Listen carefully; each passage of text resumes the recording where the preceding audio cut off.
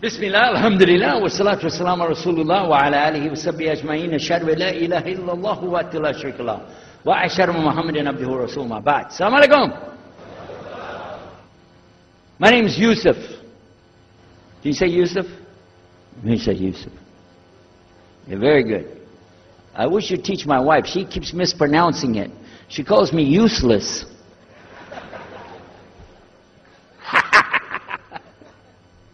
Alhamdulillah.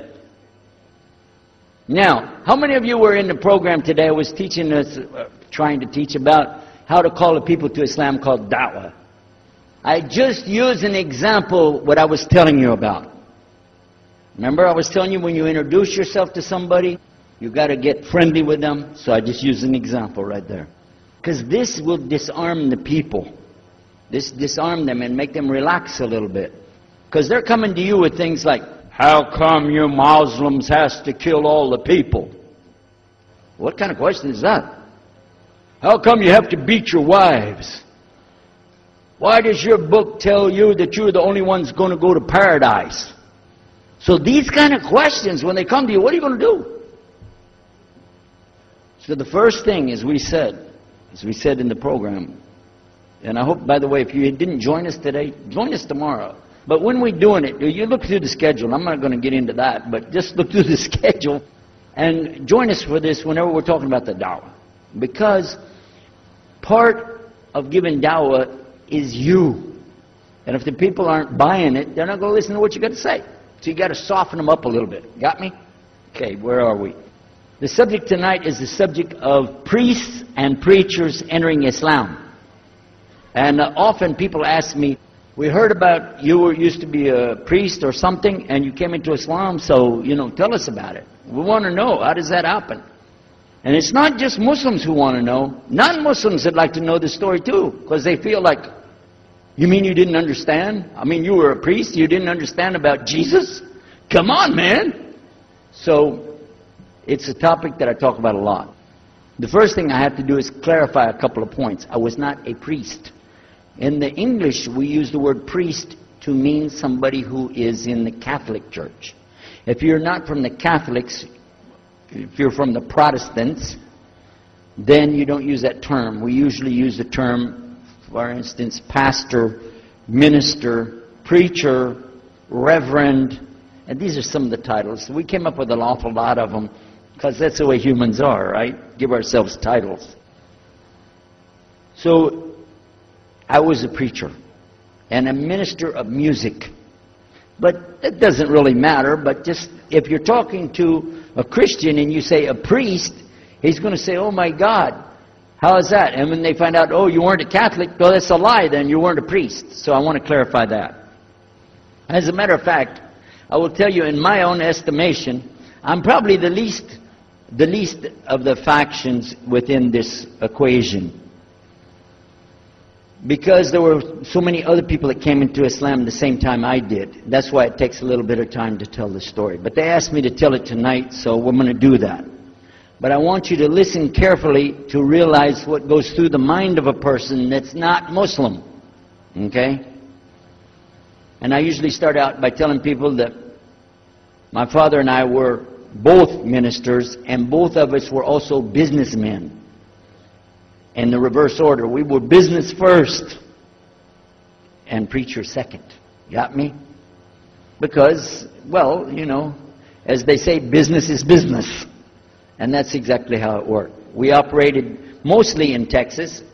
We had a place in San Antonio, Houston, and also in the Dallas area. And we were very concerned about Christian conditions. So my father started something called Concerned Christian Centers.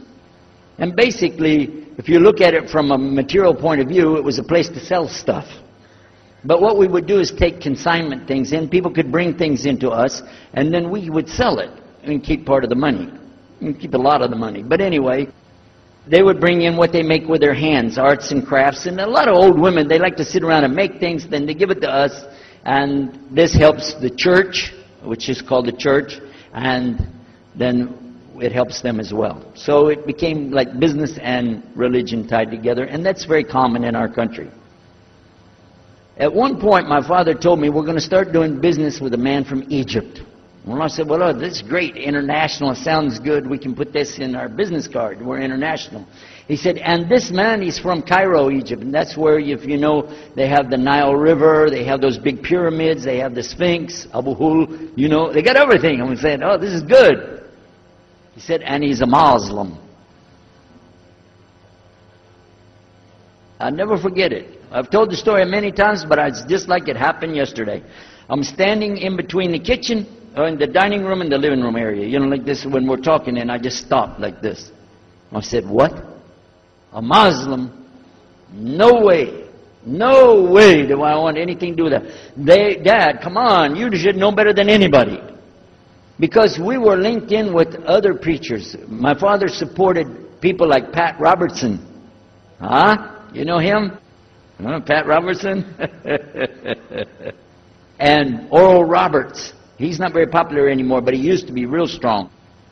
And his ministry up in Tulsa, Oklahoma. In addition to that, people like Benny Hinn. I don't know if you heard of Benny Hinn. He's coming over this way, so look out. And there's many of them. John Hagee, and the list goes on. Jerry Falwell, Jimmy Swaggart. Some of the names, maybe you heard those before. We know these people. We know all about them. All about them. Okay? So at one point, here I am standing there talking to my father about a Muslim. These are the enemies of God. This is what we've been taught. These same people, I just mentioned their names, in their preaching on the television and so on, this is what they teach. Muslims are no good. Now it just became Muslims are terrorists. But back then, you know, we didn't reach that level yet. We were still just kidnappers, hijackers, you know. They said that Muslims don't believe in God, that they're worshiping a black box in the desert, and they kiss the ground 5 times a day. Now that's what we know, man. So here's this Muslim going to do business with us. I told my dad, no way, I'm not going to do it. And he insisted. He said, I want you to meet this man. He's very nice. And I said, I don't want to meet him. I never am like this, by the way. But on this case, I said, no, that's one thing I'm going to stand firm against. We're not going to do it. He said, I want you just to meet him. I said, all right, I'll do it for you. I'm going to do it my way. I'm going to go to church. And it's going to be on Sunday. When I come out of the church, I'm going to have my Bible under my arm. I'm going to have the salib. I used to carry a big cross. I'm going to have my cross with me. And I'm going to have my hat that says, Jesus is Lord. And I'm going to have my wife, born-again Christian, with me. And we are going to get this demon, devil, infidel, Muslim. And we're going to show him Jesus. And this is a true story, by the way. So I got up that morning on Sunday, and I was thinking, man, you know. We went to church. Strangely enough, the preacher was preaching out of the Old Testament about salvation coming at the time of David, which really puzzled me, because according to Christianity, it's coming through Jesus. And it really, that opened a door for me, but that comes up later in the story. Why was he saying there's salvation before Jesus? That's interesting. Now, when I get there to my father's store, I'm looking around, you know. I'm looking for somebody wearing, you know, a long white robe and some kind of black, you know, thing over that with a long beard. And I guess I was looking for me, wasn't I? Anyhow, when I get in there, I don't see this guy. By the way, imama, sword, everything. Ayatollah Khomeini, maybe. This is what I had pictured. I said, where is he? I'm ready. My father said, he's over here. I said, where? I said, here. This is a normal guy. He was normal. He didn't have a beard. He didn't have any hair at all. How do you do? I told him my name. He introduced himself. His name is Muhammad. I said, how do you do? After the niceties of hello, how are you, how's everything, I said, do you believe in God? He said, yes. Oh, yeah? Sure. He said, yeah. Abraham? Yeah. What about David and Suleiman? He said, yeah. So when I meet this man, I'm impressed that he's believing these things, but I thought maybe he's just saying it. So I even asked him, what about Jesus? Because I thought maybe they're kind of... First I thought Muslims were like Hindus. That was first. And then when he said he believed in some of the things of the Bible, I said, okay, maybe they're like Jews. So that's when I said, yes, but what about Jesus? Do you believe in Jesus? And he said, yes. I said, okay, wait a minute. This is going to be easy.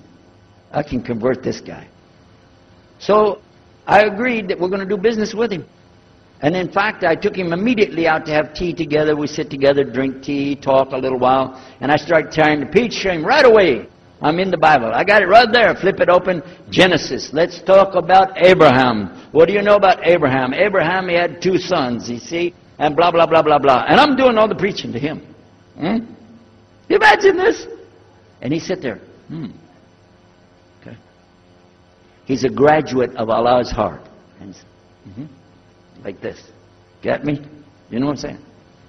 Well, it happened that during Ramadan, some of his friends that he was staying with had to move their apartment around or something, and he was going to go stay in the masjid for itikaf in Ramadan. It's normal. We didn't understand. I thought he has nowhere to go, and I told my dad, this man has nowhere to go. And my dad said, no, he's got money. I said, no, he doesn't. Daddy, I'm telling you, he has no place to go. I heard him say he's going to go live in the mosque. To a Christian, if you're going to live in the church, ooh, that's the worst. So I said, let me offer that he can stay at our place. And my dad said, no, you don't do that. That's not right. I said, no, I'm going to offer it to him. I went to him and I said, how would you like to come stay at our place? He said, no, I want to go and stay there. I want to stay in the mosque, and it's something good. I said, oh man, look at this poor man. Oh my God. He doesn't know, you know. I mean, he just... Oh, poor soul.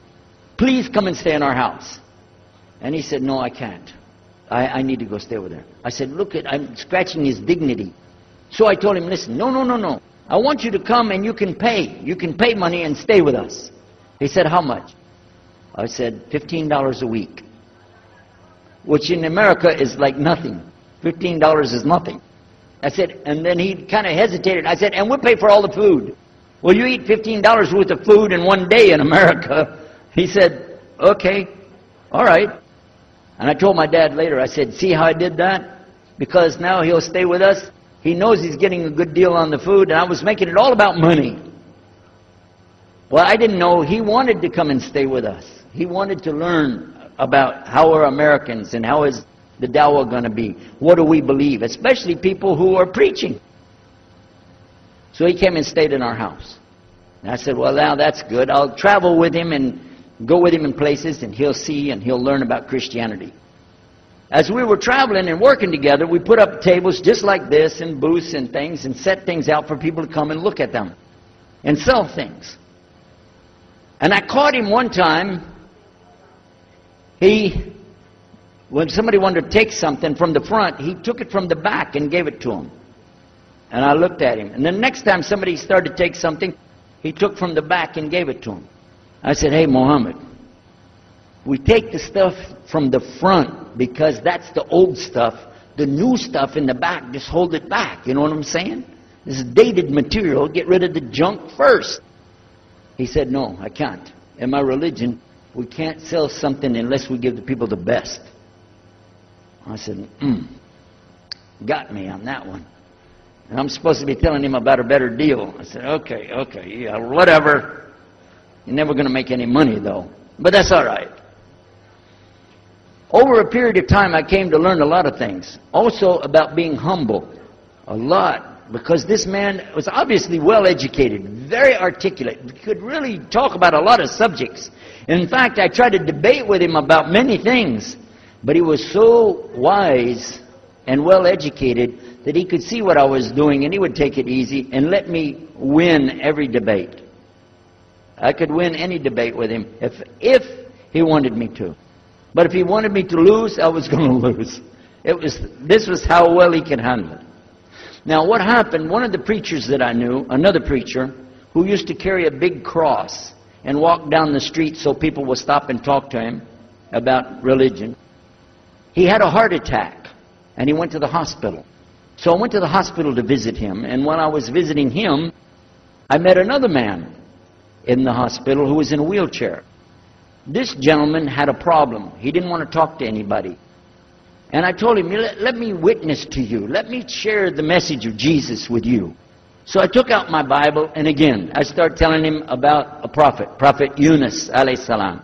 And I'm telling them, look at Jonah. He's in the belly of the whale. He's in the sea. He's down there like this, and who knows how long. And suffering like this, you don't have as big a problem as that. And God saved him, so He could save you too. He said, didn't want to talk to me. I asked him, what's your name? He didn't want to tell me. Where are you from? He said, I'm from Venus. I said, what's that? Well, we do have, there is a Venus, Texas, by the way. But he said, you know, he's from another planet. So I kept, each time I would go, I would talk to him, witness to him. Finally, one day, he started crying. I was pushing his wheelchair around. I took him down, I rolled him around different places. He started crying one day. He said, I'm going to confess something to you. I need to confess something to you.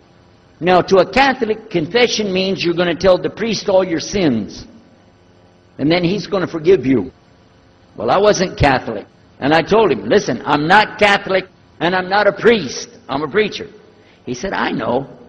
Better than you do. I am a priest. I said, oh my God. This man is a priest? And he knows the Bible better than I do.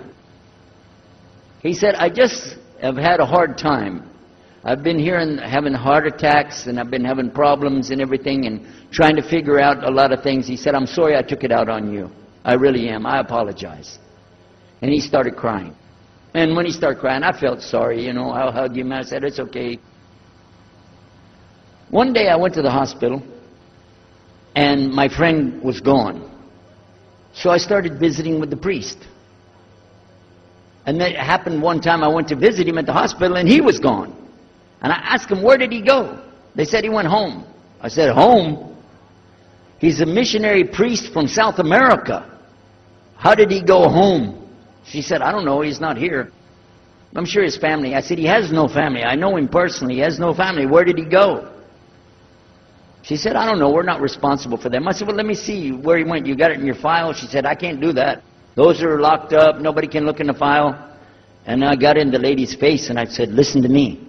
This man could die in the street right now, and it's going to be your fault.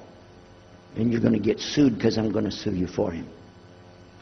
She said, okay, his folder's over there, but I'm not going to watch. I went over and I looked for it, got the address where he went. Sure enough, he was in a place where they put people that have no place to go, a shelter. So I went to the shelter and I found him. He was still on crutches. He saw me, he started crying again. He said, please get me out of here, get me out of here. I said, okay, come live at my house. Now, I told you the story so you can see something. Now look, I have 2 visitors in my house. One is a Catholic priest. The other is a Muslim. And I'm thinking I can get the Catholic priest and convert him to be a Protestant. At the same time, I'm going to catch the Muslim and bring him over to Christianity. High aspirations. But it didn't work. Some strange things began to happen. We would sit around the table at night to discuss what is the Bible and what's the salvation. My father has a Bible. It's called King James Version of the Bible. Most of you probably heard about it, especially any students of Ahmadiyyat or Zakir Naik. You've heard about King James Version of the Bible. But I work out of a different one that I've had since 1953. It's called the Revised Standard Version. And it says in it, King James Version has grave mistakes, grave errors, defects in it. It's what it says. So I began to preach out of mine, which doesn't match. And my father said, no, it's this way. I said, no, it's this way. Now my wife comes up with her Bible from Jimmy Swaggart. It's called The Good News for Modern Man. Okay? Totally different. It's written in modern vernacular. You can just, say anything you want to with it. You don't even recognize the Bible anymore. The Catholic priest, he's got another Bible. An older Bible with 73 books, we're working out of 66 books. And his is not even the same in the verses. It doesn't match up at all. And I never even knew about this subject until then. And he's saying this, and I'm saying that. My father's saying something else. My wife's on something else. And all the time, Muhammad, the Muslim, is sitting over there like this. So we asked him. I guess it was me. I asked him. I said, well, how many versions of your book, your Quran, do you have? He said, the Quran has no versions. There's only one. It's original. It's in the Arabic language. ذَلِكَ الْكِتَابُ لَا رَيْبَ فِيهِ. This is the book that has no doubt. Huda lil-muttaqin. It's guidance for those who have taqwa for Allah. This shield or taqwa that you have to have between you and Allah subhanahu wa ta'ala. And only certain people are going to get the huda, hidayah, ihdina, from this Quran. These people that have the taqwa.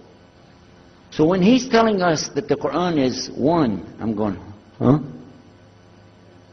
And it's in the original language, we still have it.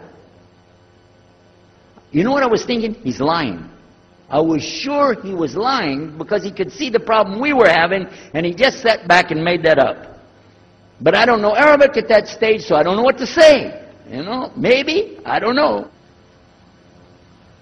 And he left it at that. He didn't try to preach. But it put a big doubt in my mind now about, we got all these books, he's got one, and la rayba fi, no doubt in it. So another time we had another discussion that came up. Now this time I went to the other preacher who had the cross. And I was asking him, I want to be able to explain the Trinity. He said, you know the Trinity. I said, yeah, I know. And I know the Council of Nicaea when we had it. But I want to know the way to explain it so a human being can just understand it. Okay. It's like an apple. Just take an apple. The apple has a shell around the outside, the skin. Inside is the meat. Inside of that is the seeds. Okay? 3 things, 1 apple. That's the way. I start going back. I'm going to tell this Muslim about the Trinity. But on the way, I remember his arguing with me, his way of debating with me. I said, no, he's going to tear me apart. As soon as I say seeds, he's going to say there's more than one.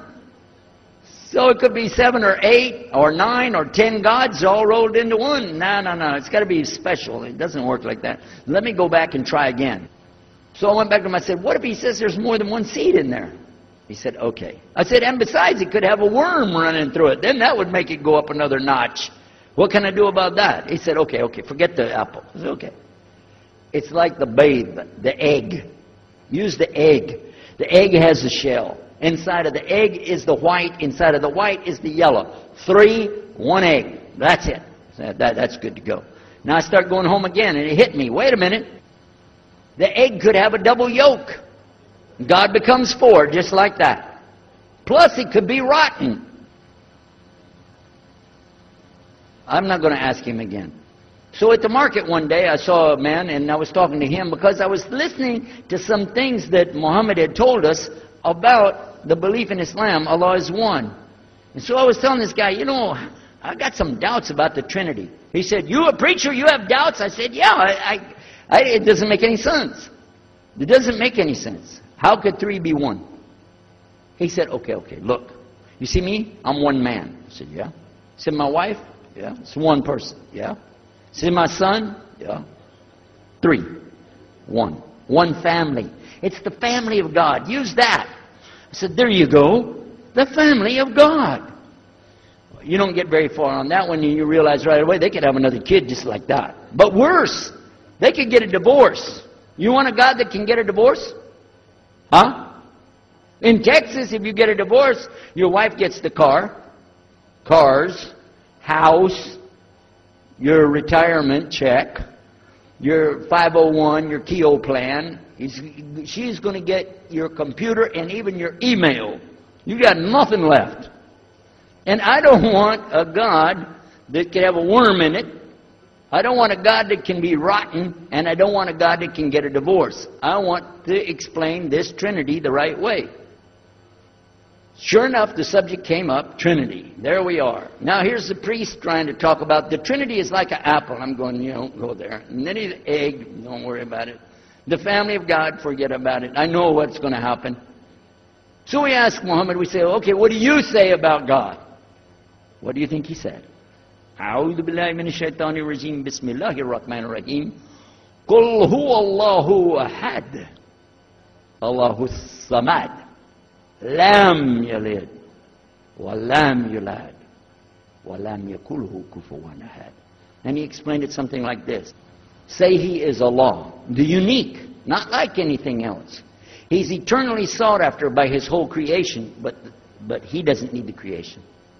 He's not the father of anything, he's not the son of anything, he's not like anything, and he is unique. Ahad. Boy, that's exactly what I already think, but I can't admit that. That sounds too easy. But plus in the Quran, Allah subhanahu wa ta'ala tells us to tell the Christians, don't say three. Here's a little point. I'm going to go out of the story for a minute to show you something. Nowhere in the Old Testament, the Torah, or the Zabur, the Psalms, or the Injil, which is the New Testament, nowhere in the Bible do you find the word Trinity. Not once. Not once is the word Trinity. But it's in the Quran. We have it in the Quran. It says, Thalath. Tell them not to say Trinity. Oh! But they don't have it, and Allah said, don't say it. Guess what else? The word Bible is not in the Bible. Bible is from Greek. It means biblios or book. Book. But it's in the Quran many times. Is it? Kitab. Book. Ahl Kitab. People of the book. So we found in the Bible a shortage. They're talking about it, but the Quran is explaining it. I found actually in the Quran, I can explain the Bible much better because it gives me the things I didn't know how to explain. So then in my mind, look what I did. I started realizing what he was saying was true, but I never admitted it. Instead, I was taking this and mixing it. And when I would go give my next talk, I would say, so and so and so, and I would use what I learned from the Quran to explain what's in the Bible. Some of the people liked it, but some of them didn't. Because when I began to talk about salvation being based on what? And the Bible tells you in there, there's no Savior except God. It says it real clear. Jesus is not your Savior, God is. When I found that, I said, okay, let me try another way to explain that. Each thing as I would learn it, I'm trying to change how I'm presenting the thing. It still doesn't dawn on me, I need to do something. But I could see for sure God is only one, and so I totally forget the Trinity thing. My dad never did believe it anyway, so he had no problem with it. Now we come to some new thing. The priest asks the Muslim, can I go to your church with you? The mosque. He said, sure, come on. Well, he went, and they came back. So he took the priest aside, come here, come here. What do they do? What do they do in there? Tell us, what did he do? Did they like kill some animals, or what do they do in there? He said, no, they just stand there like this, and they pray, and they leave. I said, what? They pray and leave? I said, yeah. Okay, what kind of music do they have? He said they didn't have any music. No music? How in the world are you going to worship God without music, man? So I asked him, Muhammad, you guys don't have any music? He said, no.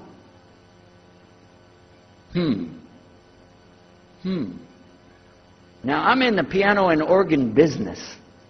I said, how many mosques are there in the world? He said, millions and millions and millions of them. And I said, none of them have a piano. He said, no. Any of them have an organ? He said, no. Oh, man, I can get rich. Just introduce some music to these guys, put it in there, you know, bound to be. I said, do the Arabs have any music? He said, oh, Arabs have music. I said, boy, I got it figured out, boy. I can see my next $1 million coming right straight up at me, you know. So then the priest asked again another time, he wanted to go back to the masjid again. He went, this is middle of July, 1991. He went to the masjid with him again. And by the way, this masjid, Schaykh Muhammad Jabali knows it very well. is on Medina Drive in Arlington, Texas. And that's where they were going to, because we were living in Midlothian, just south of Oak Cliff and south of Dallas. So they didn't come back. All night we're waiting. What happened? Very late they came back. And when he came in, I looked. There's Muhammad. I recognized him. Who's the guy with him, though? He's wearing a white jalabiyah, white dress like this. Has a white pillbox cap on his head. And I looked at him and I said, Pete. His name was Father Peter Jacobs, but we're not, Catholic, so I don't have to call him Father. I said, Pete, did you become a Muslim? He said, Ashhadu an la ilaha illallah, Ashhadu Muhammad Rasulullah. I said, oh my God. Now I used to have cameras like these cameras right here, because we had a television show called Estes Music Jamboree. So I got one of our cameras out, opened it up, set it all up on the tripod, and I was going to interview him and ask him, well, you went to Islam, what happened? While I was talking to him, though, he fell asleep. So it was still in my mind, and I was thinking, what am I going to do? This is too amazing. Now here I'm preaching to the people, and I'm trying to change what I'm saying, and here's a priest, just became a Muslim. My father's saying it's a good deal, it sounds all right to him. I don't know what to do. So I decided I'll talk, make mashura. I talked to my wife. We have an apartment upstairs. We were in our apartment up there, and I'm telling her, a priest became a Muslim today. What is that? And can you imagine what they were saying about the Quran and saying about this and so and so? All of a sudden she said, I want to get a divorce. Oh, whoa. It's not the subject, but what happened? She said, no, all this talking about religion and talking about Islam, and so I can see. I said, oh, no. No problem here. No problem. I said, you thought I was just observing somebody else. No, I'm not interested. Trust me. I don't want to be with those Muslims. The last thing I want to do is be with a Muslim. No way. Just put your mind at ease. She said, I need a divorce. I said, where are we going with this again? What's the problem with that? What happened? She said, a Muslim can't be married to a Christian. I said, what? No, wait a minute. Hold on. I don't look at me. I'm telling you, I swear, I don't want to be a Muslim. Okay? And even if I did, don't you remember what he said? A Muslim man could be married to a Christian woman. It's not a problem. But I'm not saying I want to. I'm just saying it's not a problem. She said, that is the problem. A Muslim woman can't be married to a Christian man. I want to be a Muslim, so I need a divorce. I'll never forget, I was sitting right on the edge of the bed, just sitting there, and I almost fell over. I said, at last, I can tell the truth. I can say it. I didn't realize that she liked the idea. I was afraid. I said, okay, the good news is, I too want to be a Muslim. You know what she said? I don't believe you. I said, no, really. I was just saying that because, but for sure, just so you know, I want to be a Muslim. I've been thinking about it. I want to be a Muslim. We're both going to be Muslim. Alhamdulillah, it's going to be great. Right? You know what she said? I don't believe you because you're either lying right now or you were lying 5 minutes ago when you said you didn't want to be a Muslim. And either way, I don't want to be married to a liar. So get out. So I started leaving. I'm walking down the stairs of the apartment. I'm down to my father's part. I said, wait a minute. Where am I going to go? This is my father's house. I just got thrown off of my own property. What happened here? So I went to get to Muhammad and I woke him up. I said, come, you and me, we got to talk. Come with me. And we went outside the house and we walked those country roads in Midlothian, Texas until the time for the dawn, the sun to come up at dawn. And all that time I talked to him about what's it like to be a Muslim, how do you have to believe, what do you have to do. Let me hear all of it now. And no more playing a game. I'm not debating, I just want to know. Just tell me. Just tell me what's Islam. I need to know what I need to do. And he told me everything and I realized this is it. I got to make a decision. This is a big deal though. And he told me, okay, this is up to you. You have to go make a choice for yourself. I can't help you. I said, oh my God. So when he was praying Fajr, I decided, I've been watching this man praying this direction. with his head on the ground. It's so beautiful to see a man humble himself, put his head on the ground to the Rabbil Alameen. I said, oh my God, let me try that. So I sneaked off somewhere where nobody could see me, illallah. And then I found a place, a board there, you know, and I bowed down on the ground, and I put my head down on the ground on that board there. And by the way, I'm pretty good at speaking, especially in prayers. I used to make so long a prayer, they wouldn't let me say the prayer at Thanksgiving because the food would be cold. Okay? So, but I put my head on the ground, and only these words came, no more words, just this. Oh God, guide me. That's it. And I was thinking, well, I got to say more than that. Nothing. Oh God, if you're there, guide me. That's it. After a while, I sat up and I looked around. There wasn't any fancy rainbow. It wasn't birds flying around. There was no big signs from above. There was no music, angels, harps, nothing like this. It was just a cloudy day in Texas. But inside, I could realize I had to make some changes. To me, that's what I need to do. There's the problem, it's inside of me.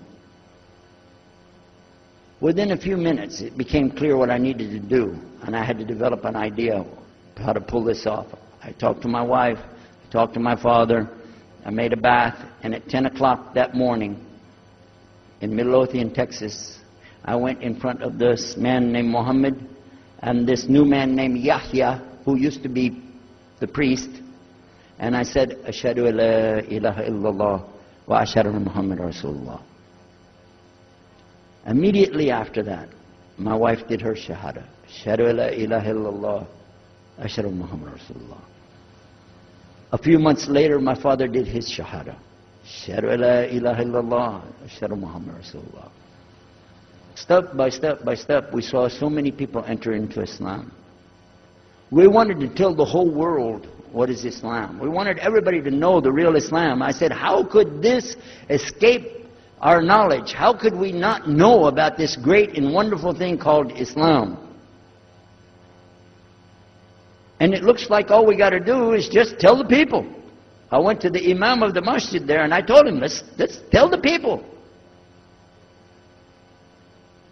Then I found out something else about us as Muslims.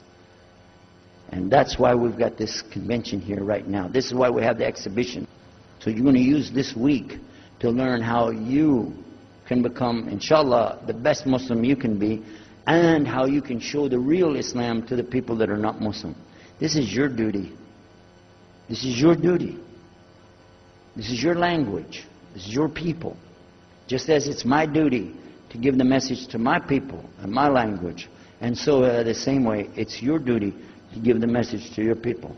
Allah will not ask you if they made shahada, but He will ask you if you delivered the message. Alhamdulillah, today, I can tell you with no doubt in my mind, we have seen thousands of people give shahada. Several hundred at a time. And I don't do it through debates. But I don't need to debate any Christian. I was a Christian. I am a Muslim. If you want, I can give you both sides. Easy. Okay? I'll play both parts. I'll be the Christian and tell you this, and then I'll be the Muslim and give the answer. And there won't be any argument. And I've done that so many times. And let me share one story with you before I end. I'm going to leave now. Inshallah. I was telling the brothers today that I was asked to give a talk in a church in Hagerstown, Maryland, just outside of Virginia. This was in 1999. And I went there and I gave a talk in the church on Sunday.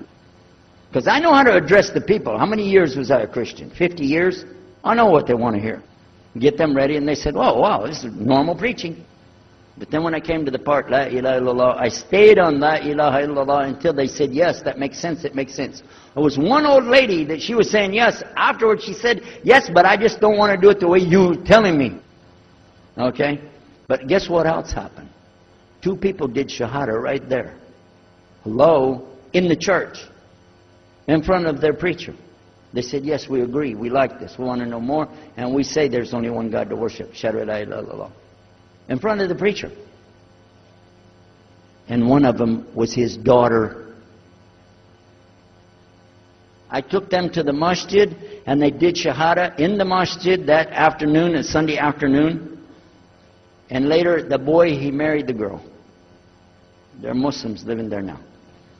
Now, let me ask you a question. If I would debate and argue with this preacher and made him look stupid, would he ever bring me back again? No. I'm going to ask you a question. If you were at a place and you saw somebody change their religion to another religion in the temple of that religion, and the father was the priest there, what would you think?